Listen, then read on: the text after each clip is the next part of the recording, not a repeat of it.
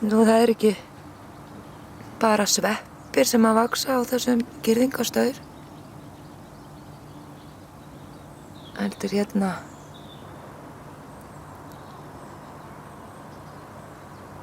efst á honum að þá